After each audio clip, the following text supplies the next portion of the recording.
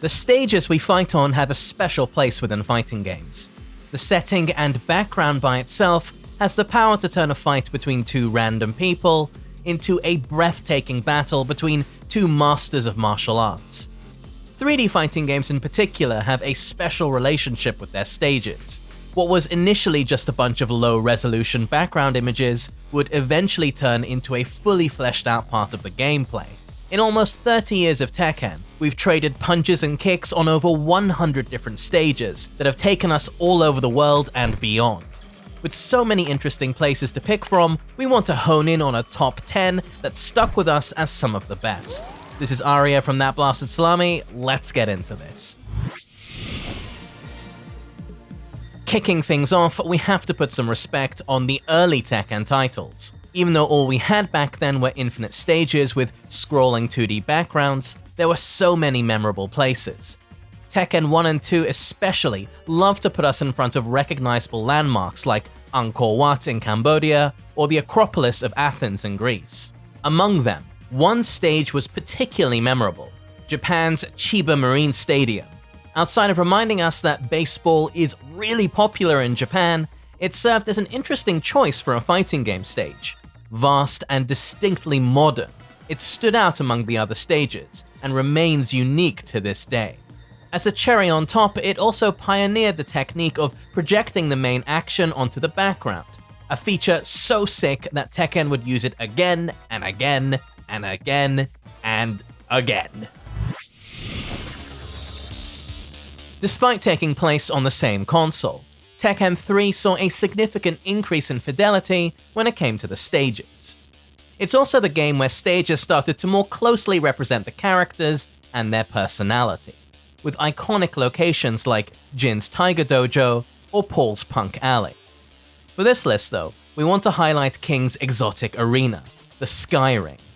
As the name suggests, it's a large ring that's placed high up in the skies, amongst the white clouds and the distant mountain peaks. Combined with an absolute banger of a theme, it was one of the coolest arenas to fight on in the whole franchise.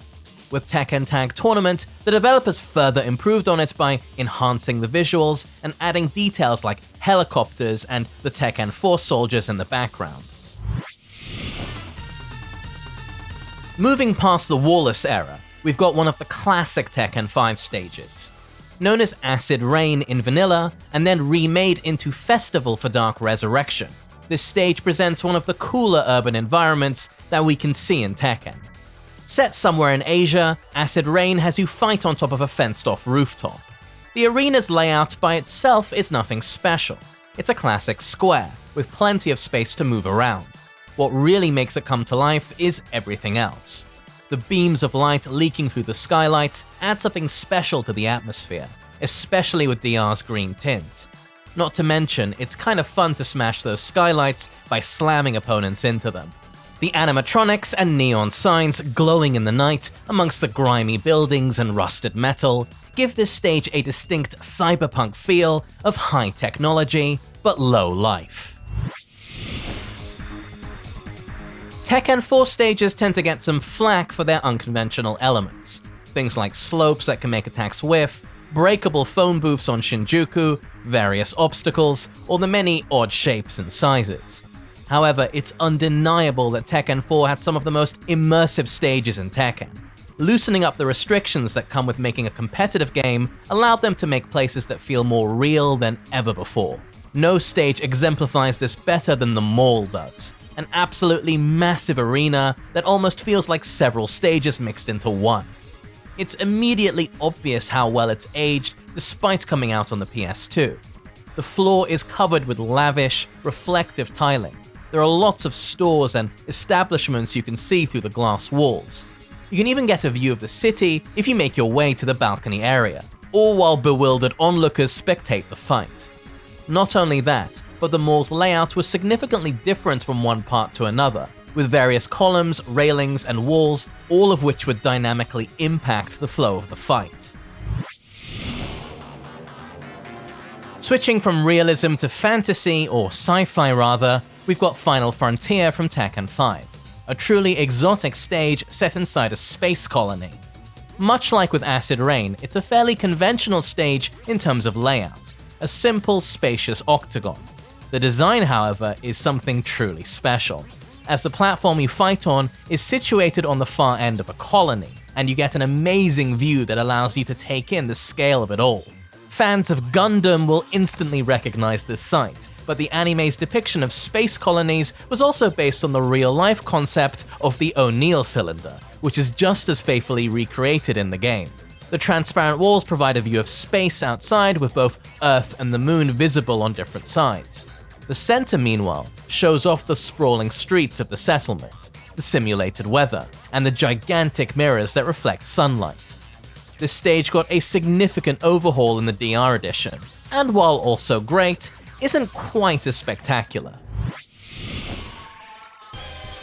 Tekken 6 took the space colony idea even further, placing us inside a wreckage of one, which, outside of being a really creative idea, could also be a reference to Xeon's favorite military tactic.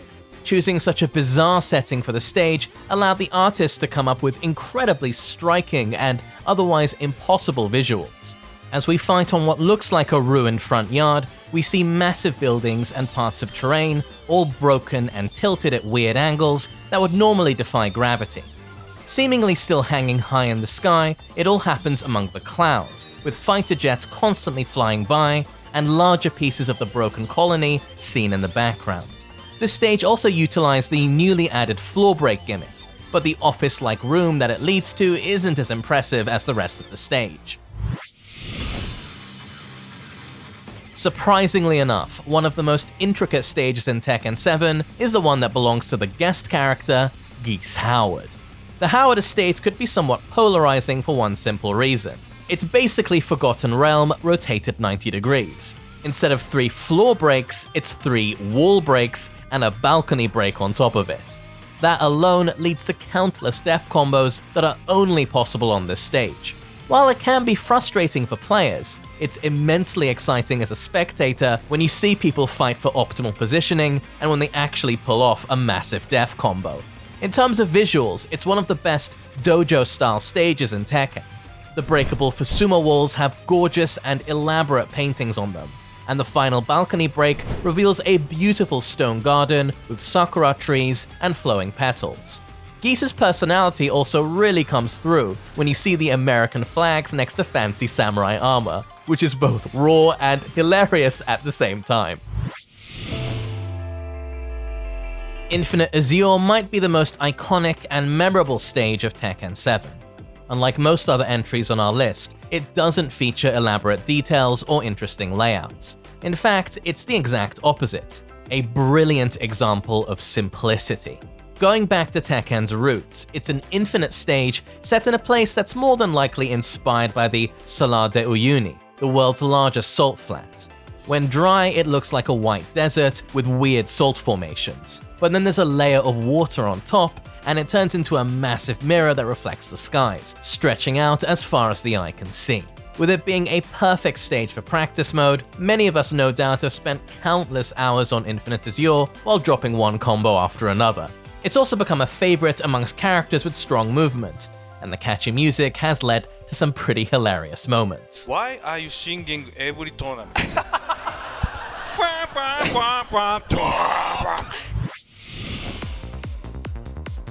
Tekken 6 came out with a solid selection of fantastic stages, but even amongst them, Electric Fountain stood out as an instant classic. The arena being a simple circle is a nice middle ground between pleasing the competitive crowd whilst also avoiding yet another square stage. Taking place in front of the Seahorse Grand Hotel, the fighters are placed on the base of this stage's highlight, the Ground Fountain. As the match goes on, there are constant sprays of water that are lit up with red, green, or blue lights. A simple yet original set piece that gives the stage so much personality. The background isn't lacking in detail either, with lots of palm trees, cascading water, various shops, and another massive fountain with statues of horses. Combined with excellent music, Electric Fountain remains one of the most memorable stages in fighting games. Finally, our number one stage, Moonlit Wilderness. As mentioned at the beginning, the stage you fight on has an important role of not just looking good, but elevating the action to the next level, whether by grounding it in reality or making it seem larger than life. Moonlit Wilderness does this exceptionally well.